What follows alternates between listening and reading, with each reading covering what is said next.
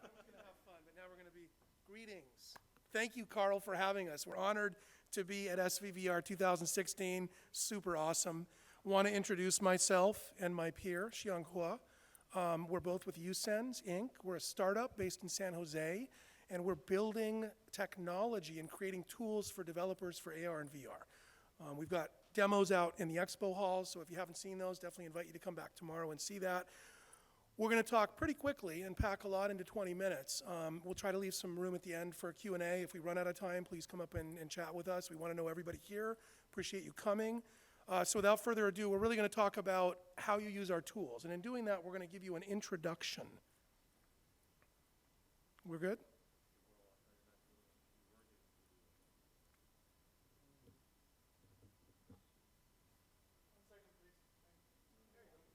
Okay, so really appreciate your patience here. I'm always AV challenged, so perhaps I'm the sledge rock in the room.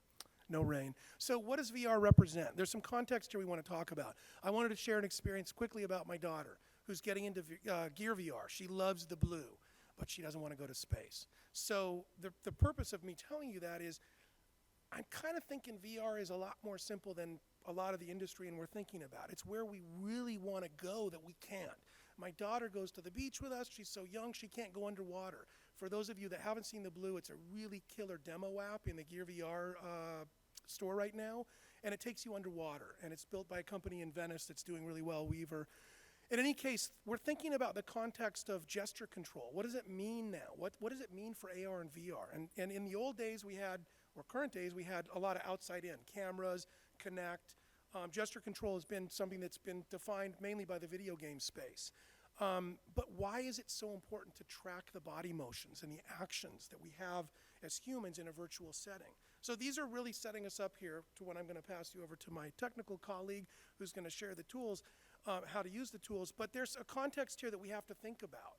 And we at uSens feel that human-computer interaction is a big part of what VR and AR need. And similarly to how the mouse and keyboard helped us with computers, PCs, personal computers, touchscreen with the smartphones, there's an aspect of AR and VR right now that's coming to play that's really important, and that's the natural immersion. And so that's what we're really looking at. And in thinking about this, these are the good questions to think about. We're kind of behind these questions. So once you've figured out a lot of the important things that are up on screen, your use case, your end users, the platform, the content, sometimes hands-free UI is not the best experience. Sometimes it's not. So really quickly, because we're limited on time, of course we're going to play that virus video, we'll just show a little sample here of stuff before we get into it. This is a trailer that our other colleague in front cut very recently that shows some of our beta product in action. This is the mobile unit. We kickstarted about a little less than a year ago, something we call Impression Pi. There was no hardware in the marketplace, so we've actually had to invent and create some hardware that supports our real secret sauce, which is software. Our domain expertise is in software. Our engineers are computer vision, AI, and beyond that, engineers. So that's really what we do well, and that's what we're focused on in terms of the product. So this kind of stuff you can obviously get a little bit more glimpse of on our website. So I'm going to keep going here because the real meat and potatoes is coming up. Important thing for developers, and I saw by hand only a few developers. How many developers are in the room in total? Okay, so we have non-developers. Guess what? There's also a place for this in your studio or at your desk, and we'll get to that a little bit later. But we're supporting initially coming up at DevNet. That's going to open up in June. And with that DevNet, we're going to support Unity 3D, Java, and C++ developers. And you'll get all this good stuff here. So definitely stay in touch with us. There'll be an easy way to sign up online. But now I'm going to pass it over to probably why you came, the tutorial about our tools. And I'm going to pass it on to Xiang, who's going to talk a little bit about what is needed, how to get into it, and then, of course, we'll have a little bit more discussion towards the end, Q&A. Xiang, thanks. Hello, everyone. Then I will showing about how to use our technology in your own project. So what developer need? First of all, the software. We will provide you an SDK which support Unity 3D, Java, and C++, and you have to have the coding environment in your computer. And then the hardware, So now that you are playing VR on your mobile phone, so we only support high-end Android phone, and uSens camera for, of course, and USB support to link your camera to your to your cell phone. Then we support cardboard, Gear VR, and more cooling stuff is coming. So for technical support, so you can go to uSens DevNet porting, include documentation, FAQs, and access to human engineers like me. So what's next? So let's start. So the first step you have to do is sign up for the DevNet and download our SDK, which start from June the 1st. Then once you get your gifted the dev kit and follow the instructions of downloading and installing and configuration like other stuff on your computer, so you are good to start work. But remember, what you need is uSens camera module and C++, Java, and Unity 3D coding environment, and Windows operation system. Then we'll do the creating and integration. So if you have a project, it's good. If you want to start a new project, it's good as well.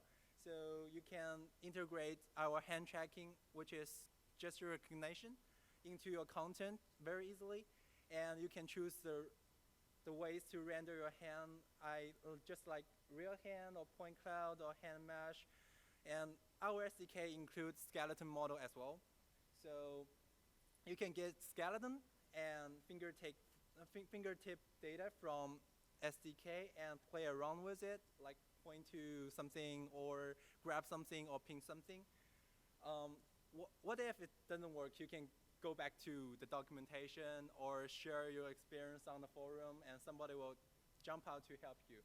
So now it's working, and I will show you some very cool stuff. It's not like that for cost, so it's like this.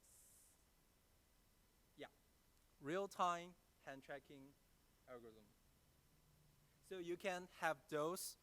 You can just see your hand in front of you when you are doing some virtual environment and do some interaction with stuff. Okay, so what's next? So you can design your own interaction and implementation, like how to use your hand to do the interaction to the virtual objects, and do some troubleshoot, fix some bugs, and do some optimization of the FPS or something like that. Then you can share the experience and knowledge in DevNet to help us provide better service to other development. And we are always happy to can help you. So at this point, you're sitting down, you're working with everything. Does anybody here envision working with this stuff in the near future? By show of hands, do we have anybody that's got a project right now? This would be helpful? Okay. So the important part of this is to realize we're early in the process, and what we're going to be able to do is give you really close support. So when Xiang, and we're kind of going through this bullet storm, lightning round here because it's quick, we want to make sure we get the information to you. We're going to be working closely with developers in the front end. So if you've got a situation right now in front where you've got a project, you want to sign up, get into it, we'll have a lot of support online, but the difference right now is we're able to actually give you some human interaction and support. So it's really important for us to start growing the community because our frontline customers are you all. It's going to be developers. And the knowledge and the shares that we give back and forth are going to improve the product quite a bit. So I just wanted to kind of insert that because we're going pretty quick. Yeah, you keep going. Okay, so we've got the DevNet starting, and we're going to announce, we're announcing here June 1. I think at AWE. How many people are going to go to AWE? June 1 too? It's another great conference. It's Santa Clara. It's a little bit more focused on AR, but they've got a big VR component. So we'll be doing another, probably more of a hands-on workshop there. In June and July, we'll start planning smaller workshops, interactive workshops. We're based in San Jose. So for anybody that's local, you'll be able to actually come in and we'll work in a conference room together and support a lot of demos and products that you all are working on. How many people here are working on anything in C++? Okay. So we really want to work and support you all as much. It's pretty obvious. I was at Unity with some of my peers out there for many years. We love Unity. But not everybody's using Unity, and it's not perfect for everything. So really want to get a little bit more close interaction with C++ and Java developers out there. And okay, so what we wanted to do is make sure there was enough time for questions and answers. We kind of raced through this pretty quick, which is okay. But we've got another colleague here. Alex is our director of UX. Fabulous, fabulous developer. If you have questions, we want to get him on the mic because we're recording. So I want to make sure we get the conference back some information they can hear. Who's got a question? Yeah, okay, we got questions. Okay, cool. No, take your time. We've actually got plenty of time here. We just didn't want to go over. Wait, you got to turn it on, Alex. Okay, cool. Push it up? Doesn't sound like it. Okay, push it up. Is it on? Yeah, it's on. Yeah. I'm assuming you're using a deep learning network for your gestures, correct? Yes. Will we have access to any of those layers? Sorry, what's that? 2 questions. 1, can we retrain it? 2, do we have access to any of the lower layers other than just the bottom? Actually, the SDK would provide to C++ users. It is very low base, very basic. So you can get very basic data from, like, not only the skeleton data, but also how to config everything, like to change its exposure, something like that. Will you be able to retrain the gestures?